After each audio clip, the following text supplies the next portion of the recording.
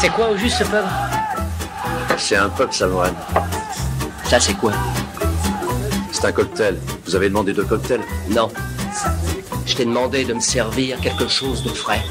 Vous voulez une bière? Allez au pub. Faites couler la bière! Ces hommes sont assoiffés! Viens dehors. Fais ta note d'abord. Je paierai plus tard. T'en seras plus capable. Ouais, je suis mort de rire, mais je vais te défoncer la gueule. Tu veux que je le fasse ici ou dehors? Alors c'est ça ton truc, tu arrives dans un bar, tu délites d'obscurs passages de quelques bouquins et tu prétends que ce sont tes idées à toi. Et tu fais tout ça juste pour impressionner une fille et embarrasser mon ami? Bienvenue, prends un tabouret et pose-toi, tu es au Ciné du Commerce, un podcast où on parle de ciné au comptoir avec une suze qu'on a payée avec la petite monnaie. Je suis Xad, c'est devenu notre habitude, nous allons embarquer sur le comptoir Time Machine, de toute façon j'ai ligoté Quentin, ce merveilleux appareil qui permet de savoir ce qui s'est passé au cinéma il y a 10 ans, 20 ans, 30 ans, 40 ans, 50 ans et c'est tout. Nous sommes en août et on commence avec août 2014 avec Lucie de Luc Besson. Ah, Oh, de notre copain Durandal. exactement, on l'embrasse.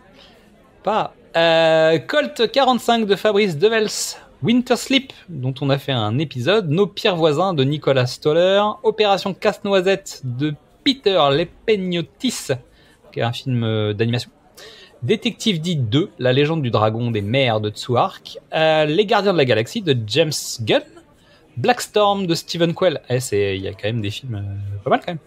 Autant Juillet, c'était un peu calme, tu sais. Il y a eu des années où c'était un peu ric-rac. Tu vois, je me souvenais pas du tout que Lucie était sorti le même mois que Gardiens de la Galaxie, parce qu'en plus on allait le voir ensemble, les Gardiens de la Galaxie.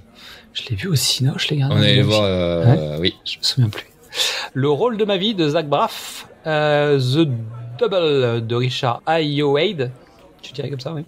La Dune de Yoshi Aviram, Les combattants de Thomas Caillet, Nos étoiles contraires de Josh Boone, Expendables 3 de Patrick Hughes, Catacombe, donc le film d'horreur, tu sais qu'il se passe à Paris là. De John Eric Dodol, tu l'as vu? Ah oui, je l'ai vu moi. Je l'ai pas vu celui-là. Des lendemains qui chantent de Nicolas Castro, Silmaria de Olivier Azayas, SMS de Gabriel Julien Laferrière, Ennemi de Denis Villeneuve. C'est sorti en août aussi ça. Celui-là, j'ai pas réussi à le finir, tu vois. Hercule de Brett Ratner. C'est celui-là que j'ai failli pas finir, mais c'est surtout le dernier que j'ai pas fini. 22 Jump Street de Phil Lord et Christopher Miller, parce que je crois que je l'ai pas commencé. D'ailleurs, qui se sépare de Sony. Ah, de Sony? Oui. Oh. On en a pas parlé dans les news du jour. On a vu d'autres news, les gars, mais voilà. Ok. En file, en août 2004, ils se marièrent et eurent beaucoup d'enfants d'Ivan Attal. Je l'ai vu ça aussi, non, Je me sens pas belle de Bernard Jean-Jean. Exil de Tony Gatliff. Ah ouais, donc souvent c'est les sorties de Cannes, tu sais. Parce que je vois des noms là, il y a quand même les débuts des sorties de Cannes, tu sais, ceux qui sont pas déjà sortis au moment de Cannes. Mon père est ingénieur de Robert Guédiguian, Le roi Arthur d'Antoine Fuqua. 30 ans sinon rien de Gary Winnick, Nos amis les flics de Bob Swain, Open Water en eau profonde de Chris Kentis, je l'ai vu aussi, ça. Le tour du monde en 80 jours de Franco Rassi, Garfield, donc le premier, parce que là on a l'autre en version animation au cinéma de Peter Hewitt, Père et fille de Kevin Smith, Hellboy de Guillermo del Toro, waouh, ah ouais. Mon voisin le tueur 2 de Howard Deutsch, Le village de M. Night Shyamalan, tu vois, en fait Shyamalan, il y a des cycles encore, tu vois. Les chroniques de Riddick de David Towie, La légende du Cid de José Pozo, Cabin Fever de Eli Roth et Eros Therapy de Daniel Dubroux. Nous atterrissons, mais ça ne pique pas, en août 1994 avec The Crow de Alex Proyas. Oh tiens. Et tiens, petit clin d'œil, qui sait qui arrive bientôt là. C'est celui qui va essayer de le remplacer, mais qui le remplacera pas.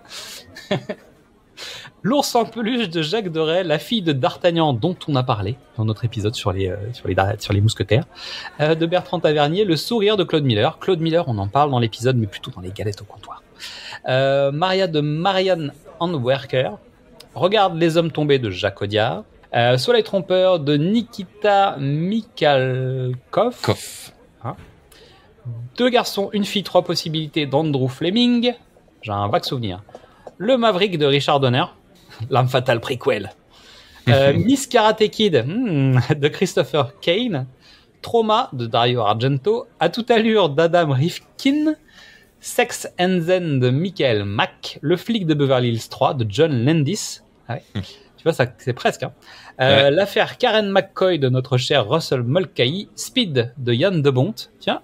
Ah tiens. C'est bizarre, The Quiz a fait une petite question sur Wyatt Earp de Lawrence Kasdan et Killing Zoe de Roger Avary.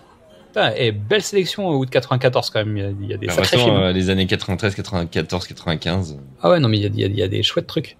Un avant-dernier arrêt en août 1984 avec La triche de Yannick Bellon, Frankenstein 90 d'Alain Jésua, Le retour de l'inspecteur Harry, Twing Twing de Clint Eastwood, La Smala de Jean-Loup Hubert, Le bon roi d'Agobert de Dino Risi, Les nuits de la pleine lune d'Éric Romer, Conan le Destructeur de Richard Fleischer, Vivre pour survivre, Whitefire de Jean-Marie Palardi. Donc si vous allez aux Nuits Nanarland, vous savez de quoi je parle.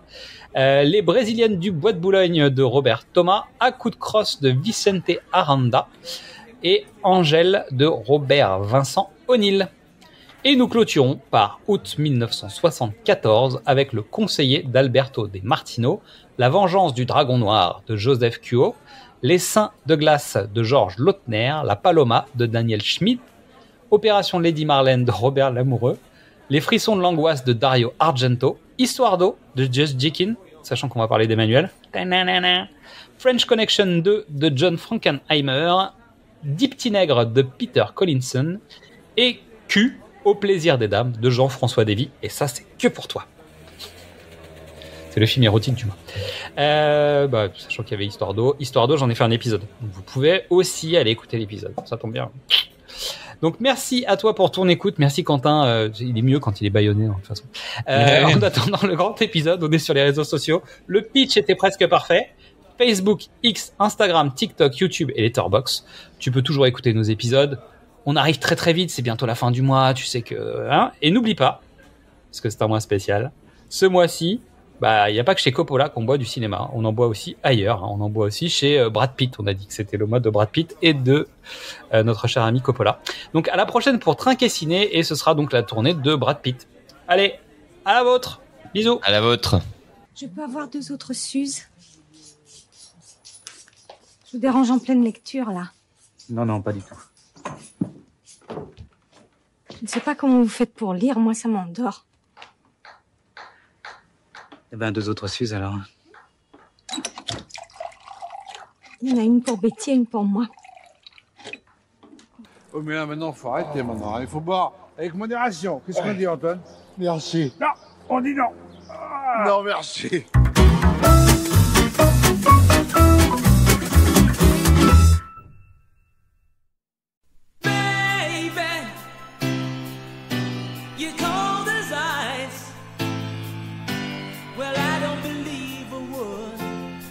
But you were willing to sacrifice. I know you're in the sniper's sights, and God only knows he strikes when there's no one out there to fight. In the white fire, diamond dancing Santa Fe, such a love affair. I said white fire, rolling like a thunderbolt.